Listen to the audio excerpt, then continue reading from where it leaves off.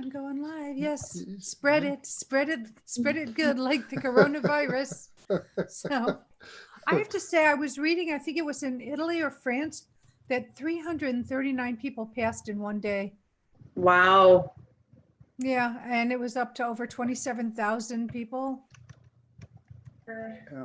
Share it around. Oh, that's me. I have to.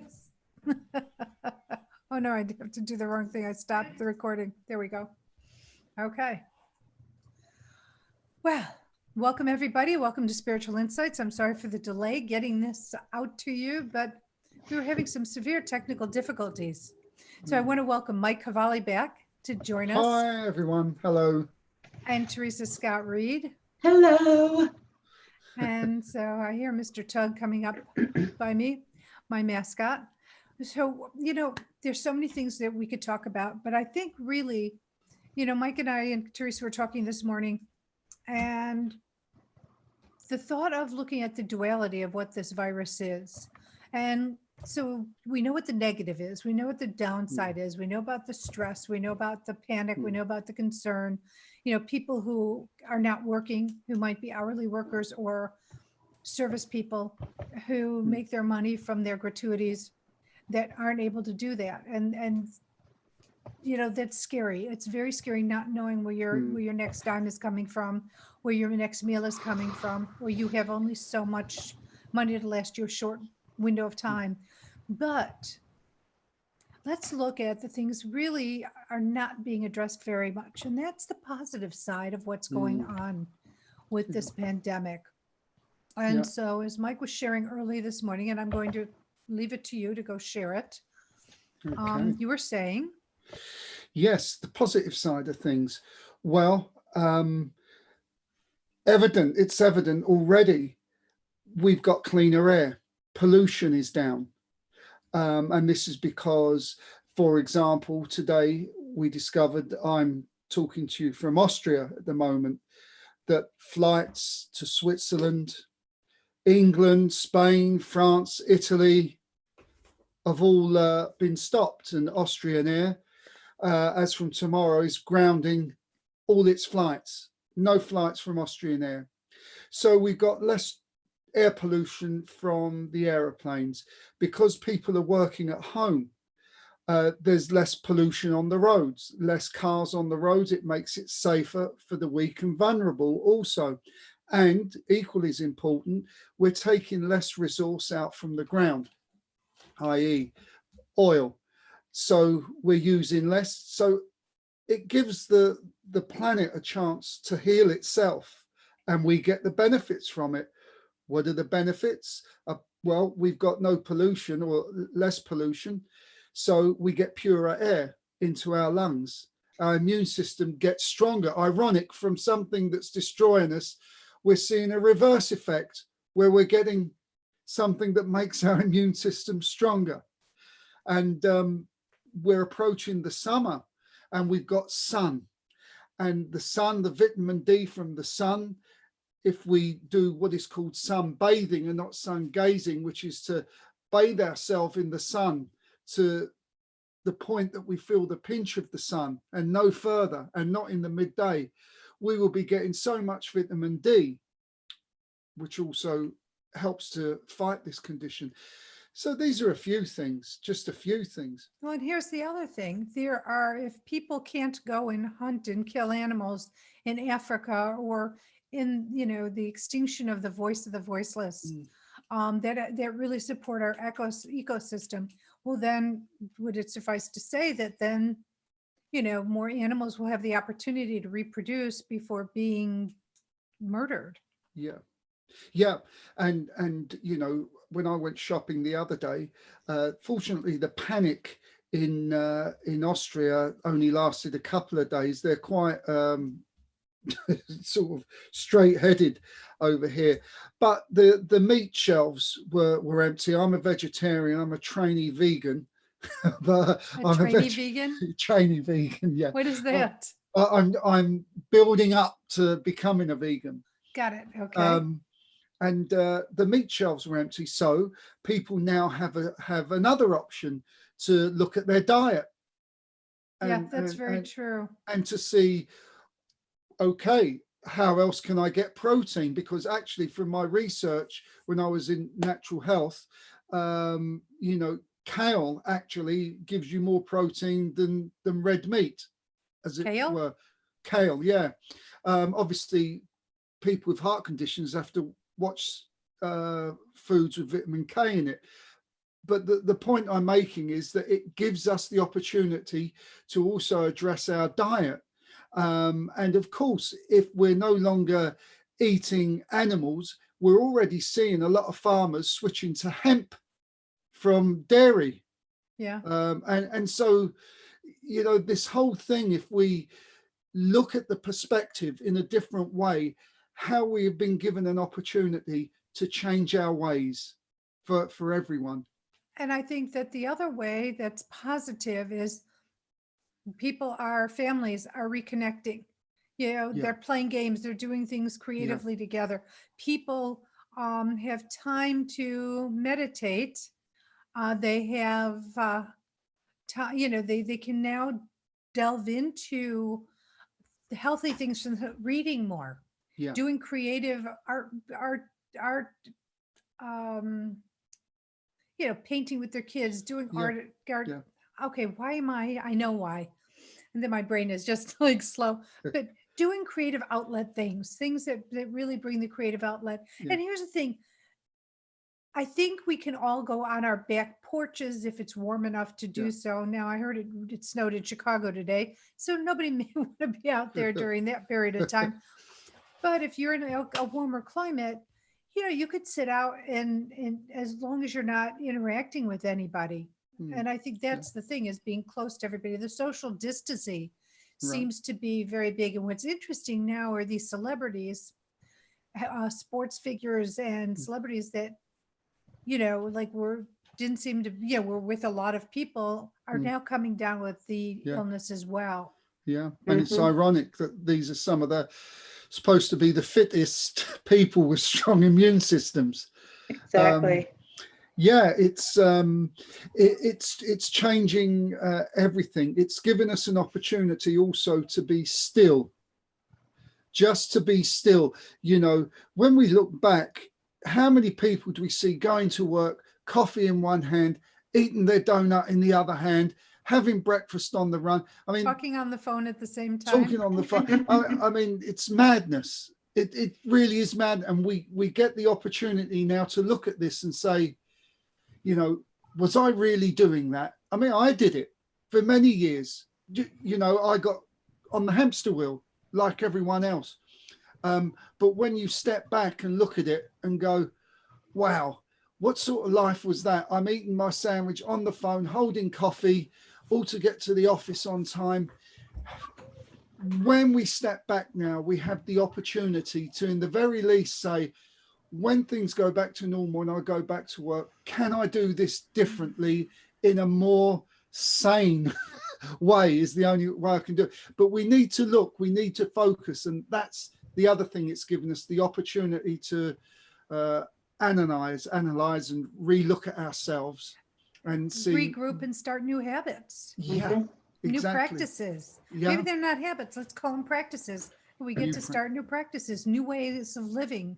Yeah. And here's the other thing that's happening, and you had mentioned this the other day too about in Europe, but there's more compassion for our neighbors. We may not be talking to them or interacting as much, but people are there and we're ready and willing to help their neighbors if they're neighbors, especially the elderly Yeah.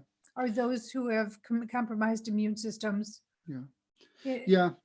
Yeah. I mean, we got a elderly couple at the bottom of our road, and there's only sort of 5 of us on our, it's called a privatweg, a private path, but it isn't fancy like you might think.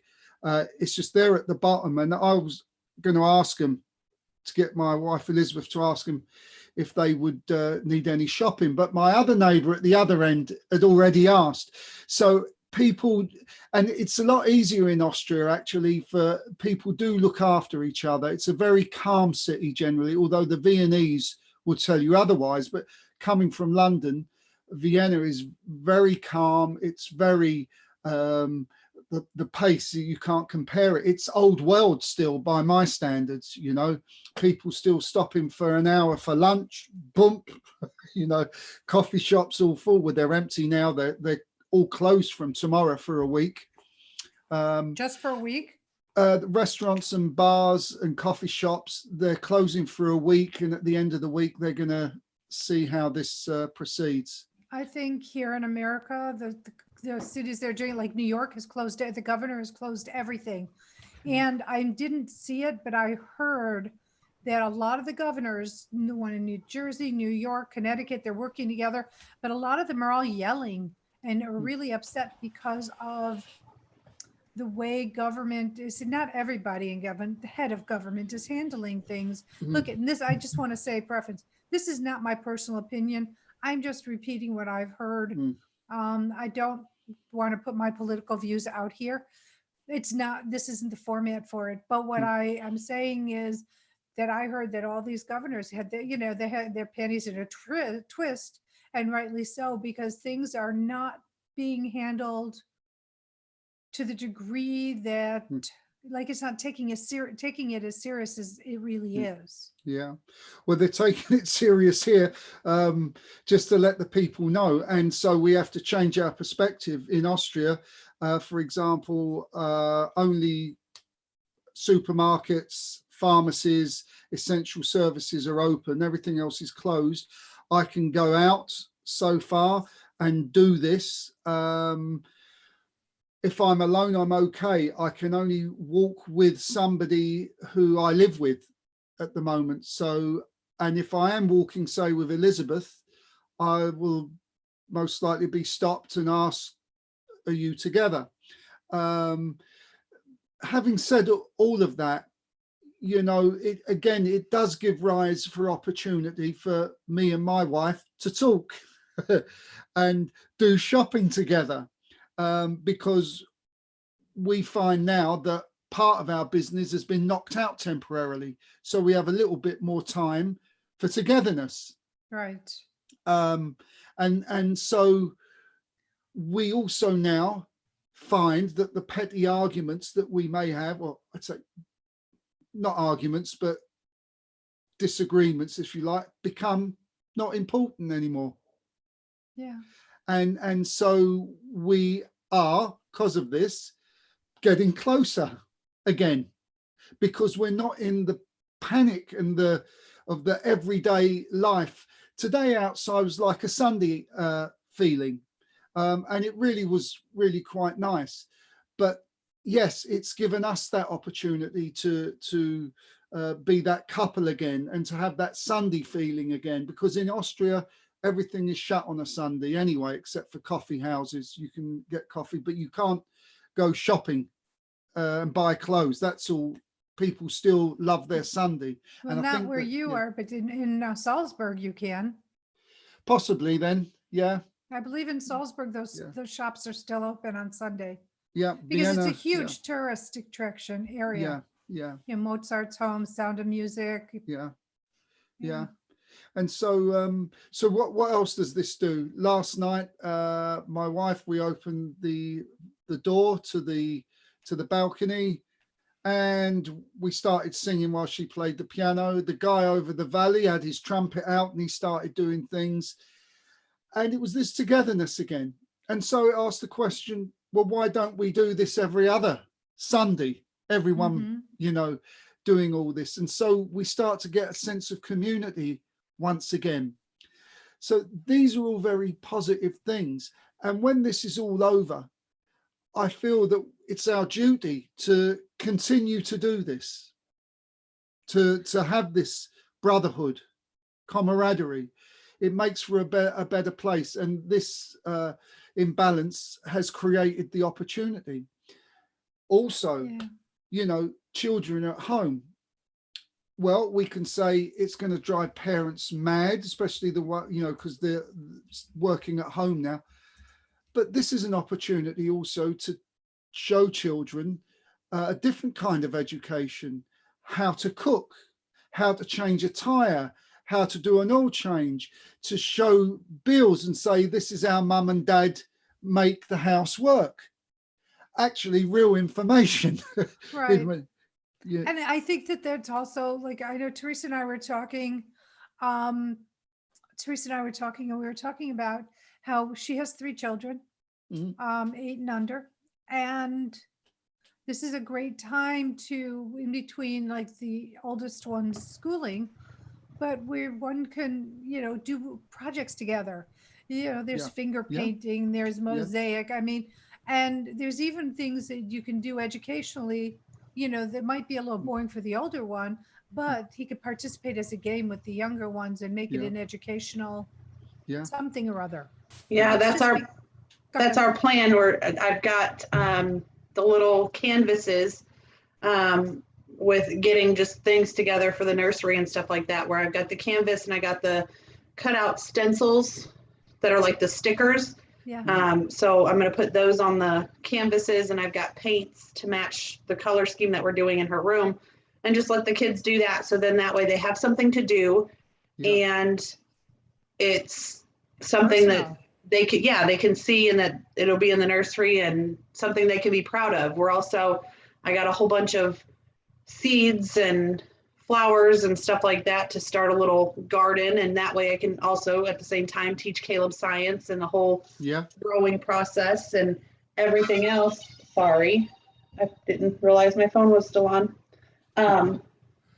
But so we've got just little things like that. I've got flashcards and all of that stuff for him to do. And then a lot of the online games, because we do like ABC Mouse and stuff like that. And his school has a couple that they just sent out and released that his younger brothers are actually getting behind him and watching him as he's doing it because it's fun. So Yeah. Yeah. Yeah. And how wonderful that it brings the 2 youngest ones more advanced because they're now, learning what their brother's learning. exactly. Yeah. And this Yes. could actually lead to the rebirth of homeschooling, which I think is a great idea, actually. Maybe many people might not agree with me, but this is another possibility that can come from this scenario that we're seeing here. Either way, I think, if we get the perspective right, which is like Teresa is doing, this can change family life. It requires obviously some thought, but as we spoke about the other day, I don't think who's going to win X Factor or the Kardashians is so much of a priority now.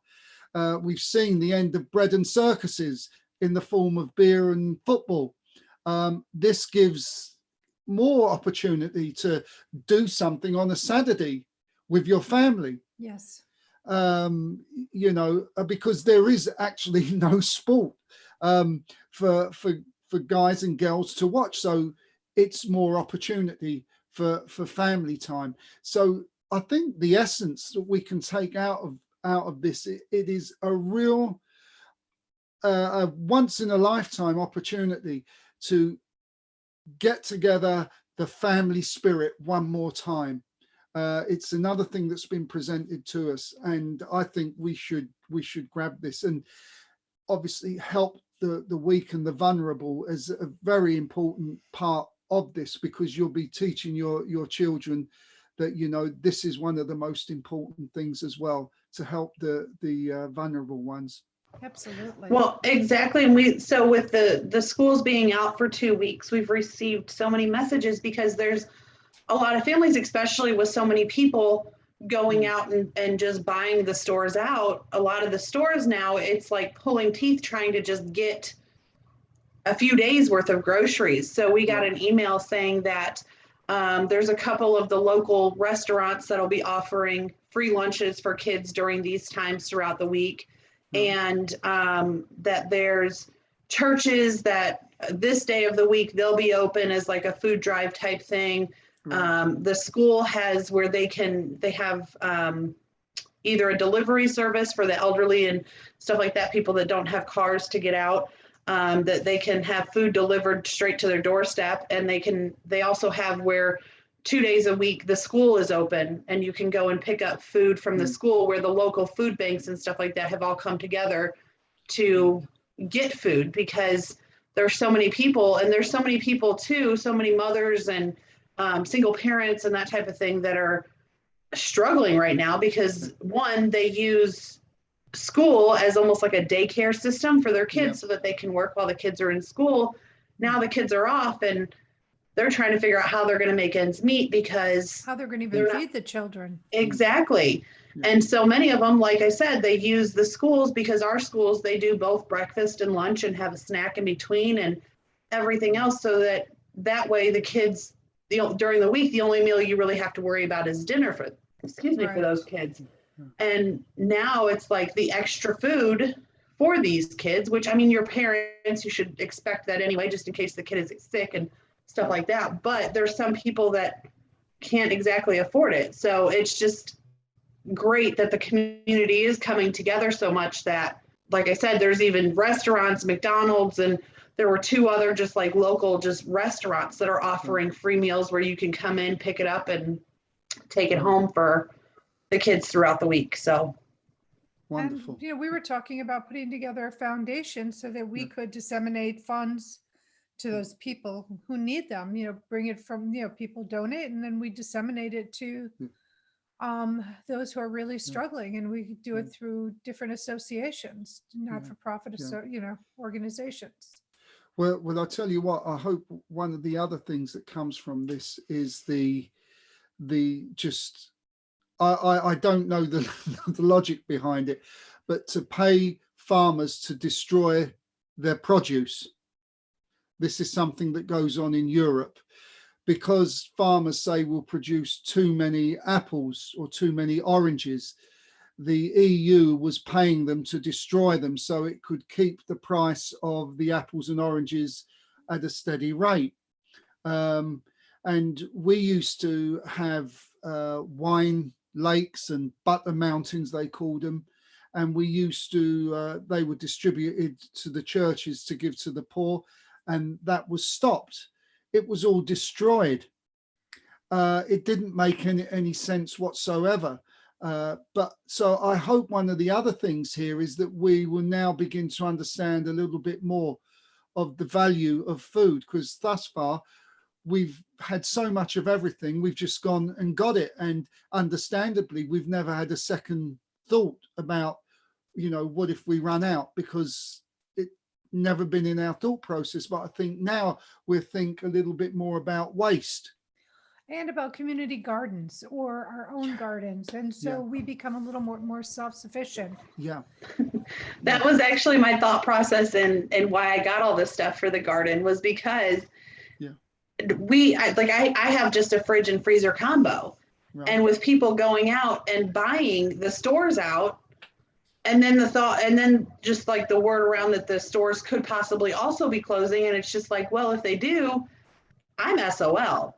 Because I mean, I don't have the space to hold more than a week's worth of food in my freezer and refrigerator. Just with having 3 boys that eat constantly, like I don't have the room on top of myself being pregnant and having my husband, like somebody's all the time eating, I feel like, in my house. So it's I'm sure they are. Yeah. So it's just like, we don't have that extra room or anything. So if they do close the stores down in a week, what are we going to do? Yeah. Well, let's hope that they're going to keep the stores open and not put that into for many reasons. I mean, especially, we could look at with Amazon, and if you go down Amazon, you could go get Whole Foods, you can get fresh, and you could have them mail stuff over, but who knows when they're going to run out. It might be a healthier thing to just have drivers dropping off food at your door, so that, but who's to say that somewhere down the pipeline someone wasn't contaminated either. I don't know. It's a lot to think about. And we can do our part. For example, everyone is understandably and quite rightly, praising the nurses and the doctors right now because they're stretched. And absolutely, the biggest praise we can give them is to take care of ourselves so that they don't need us. Because it is unfortunately a lot easier to say we love you, doctors and nurses. We do, but we need to show it by remaining healthy. And To EMTs, yeah. yeah, all of these. So this is the new thinking, that we actually think about what we say now. We've got the time to do it. We're no longer under this. Well, we're no longer on the hamster wheel temporarily. We're off the hamster wheel, and it gives us an opportunity to think about things now. And there's a wonderful guy. I can't think of his surname is Butler. I think it's John Butler, and he talks about stillness, meditation, and also stillness, two different things, and the calmness that you have around you when you're actually still. Just to sit in the park and sit there and do nothing is grounding, and it's bringing you in alignment with your higher self as well. And again, this is another aspect of it all.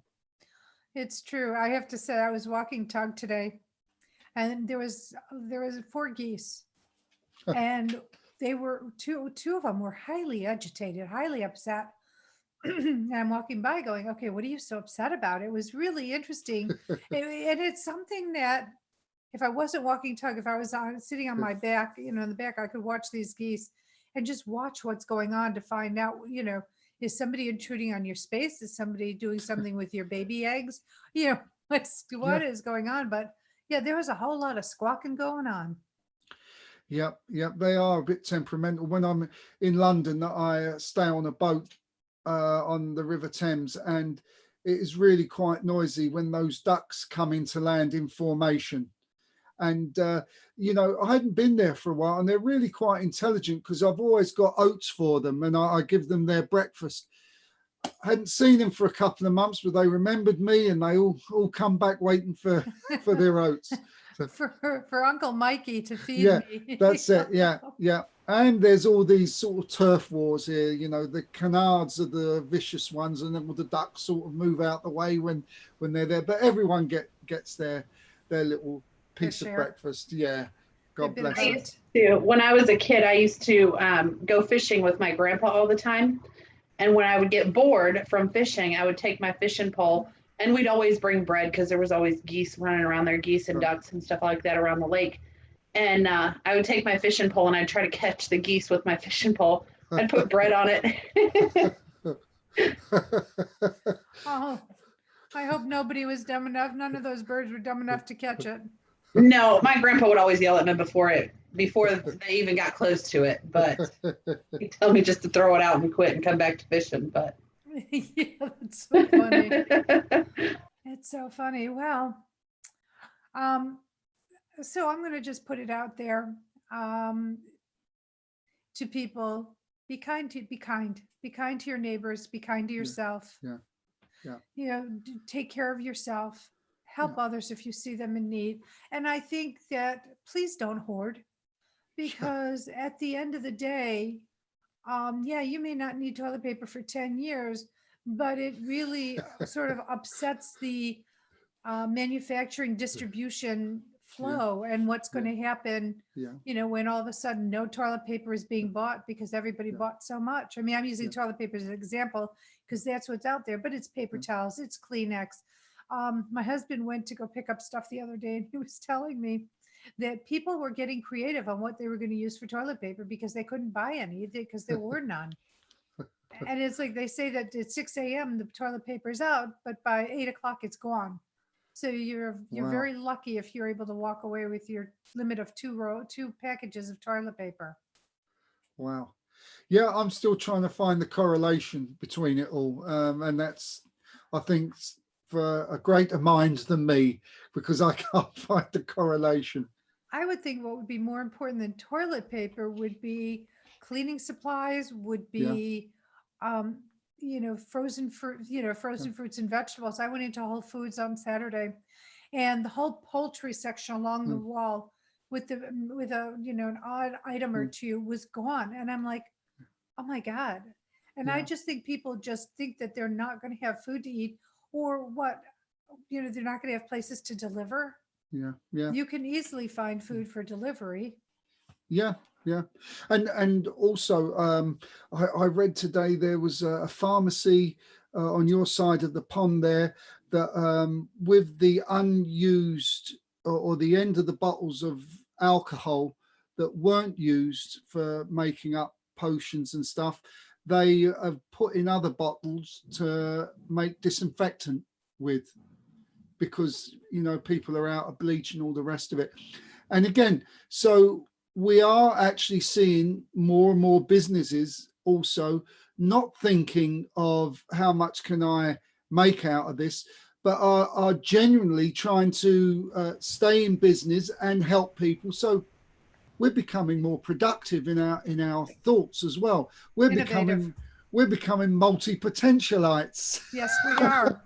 Well, and they were saying too, because there was a ton of people that were buying all of like the hand sanitizer and hand soap and going back and selling it and just gouging people on Amazon.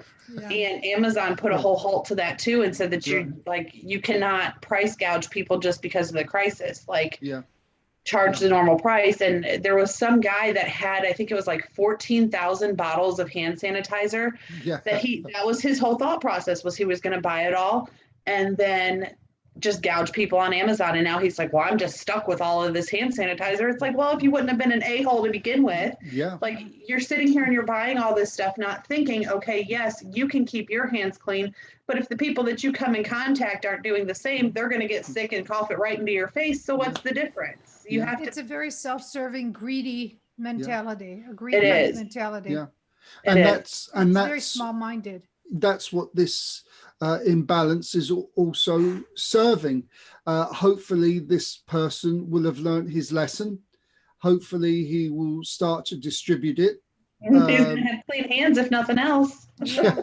Yeah, but you see, it is creating the polarity, like you said, Marla.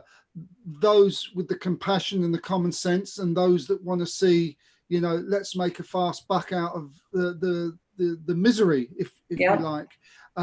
Well, they're finding that they're coming unstuck now, and it's the people that are trying to do for the good who are going to benefit. We just found out today that there's a wholesaler in Austria here in Vienna here, because he can't supply any of the restaurants. He had a choice to either sack the 16 staff or start supplying private people with food and delivering it free of charge just to keep people in work.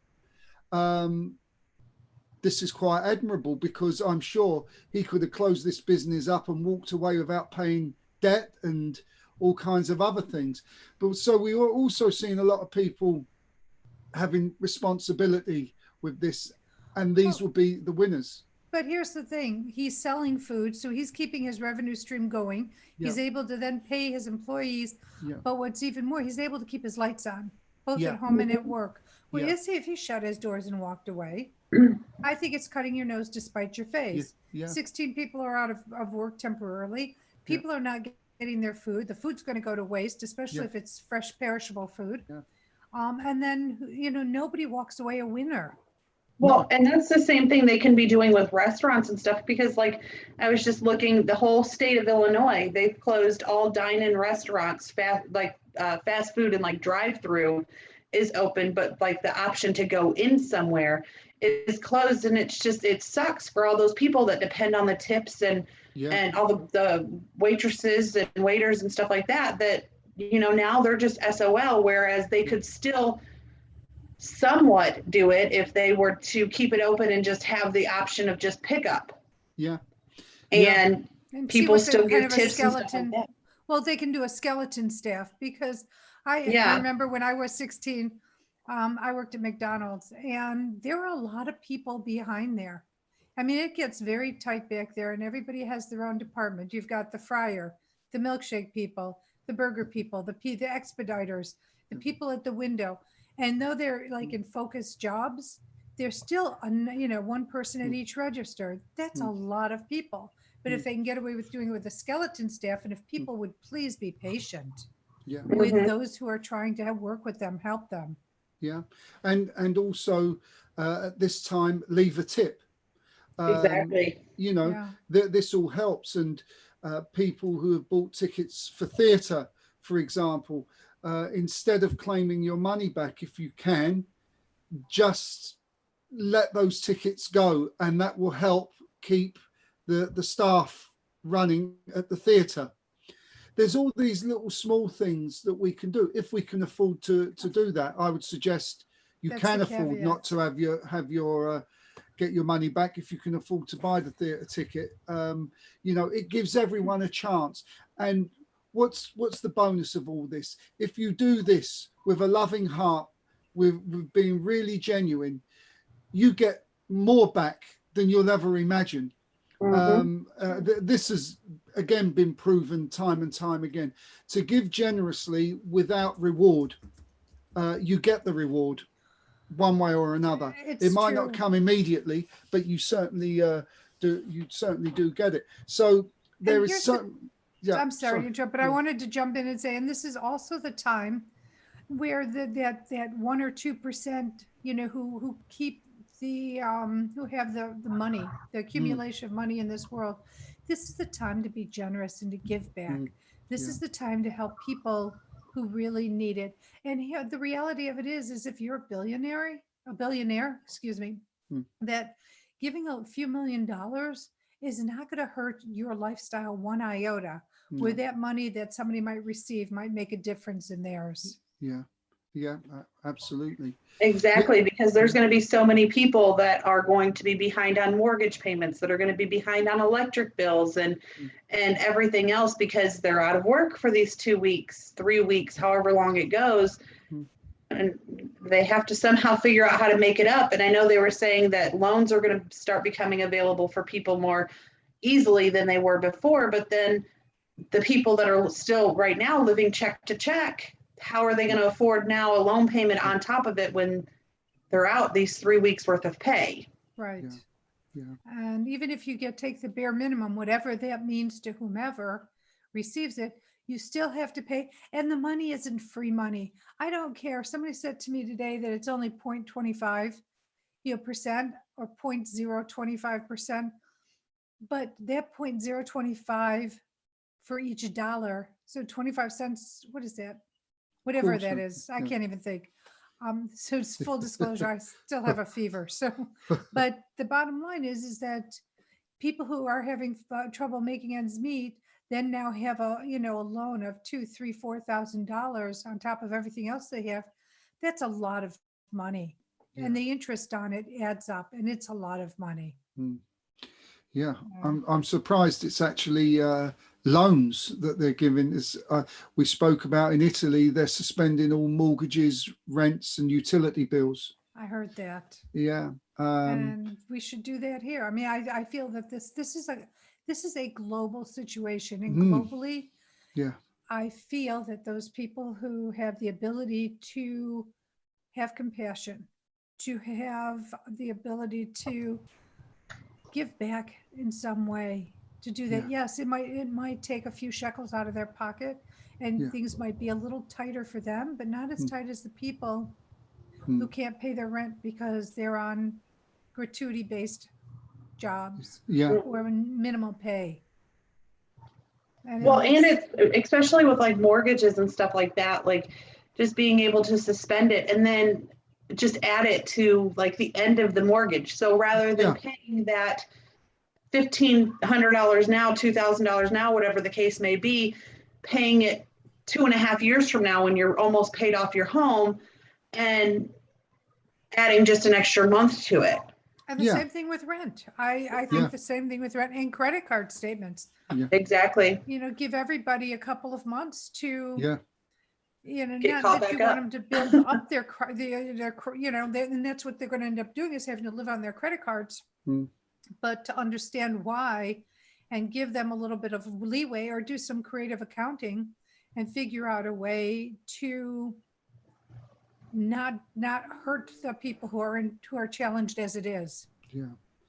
So, and you know what, it's we could go on and on talking about this, but I think that the most important thing is to know is to follow the 10 commandments, but instead of treating, treat your neighbors as you'd like to treat yourself. Be supportive, be considerate of each other. Don't hoard.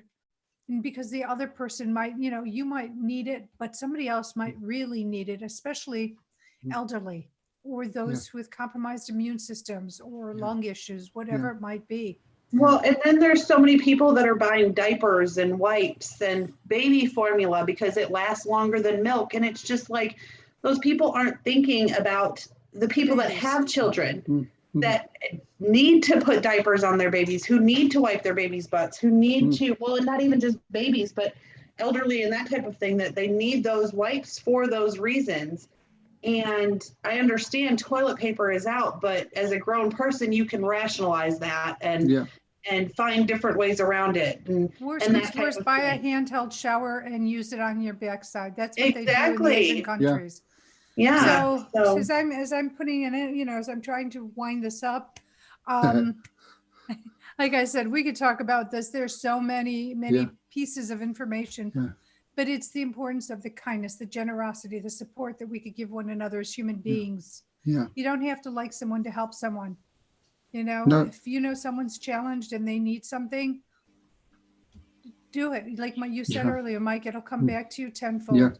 Yeah, this is a time to let bygones be bygones, reset the counter and start again. Okay, you don't have to be someone's best friend, but whatever differences there were between you, surely right now is the opportunity to say, okay, let's reboot.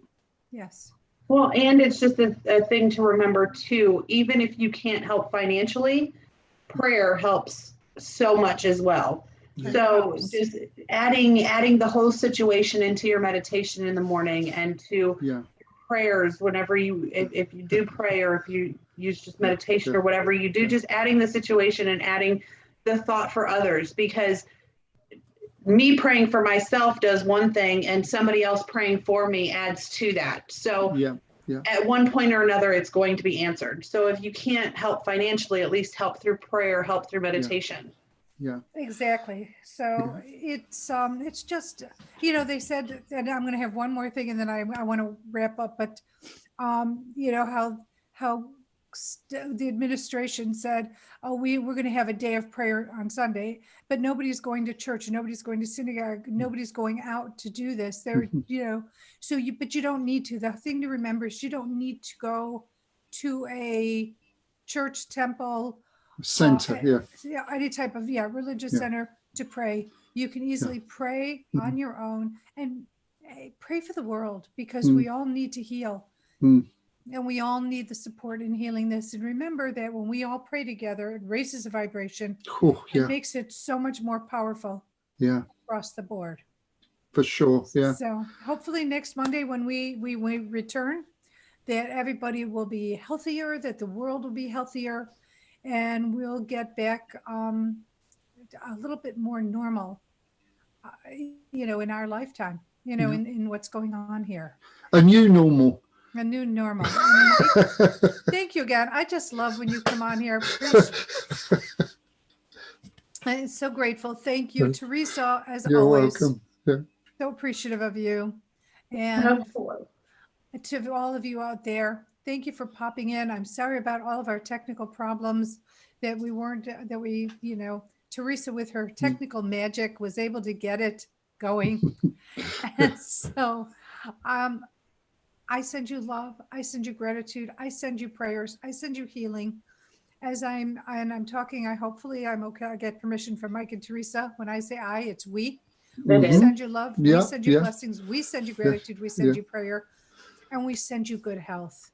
Until next Monday, take care, be well. And I hope that you have some miraculous stories you can share with us next week, because we'd love to hear stories of gestures of kindness, of positivity, and things that what this might have done to change your life on the positive. Absolutely. All right. Have a great week, everybody. Have a great week. Yeah.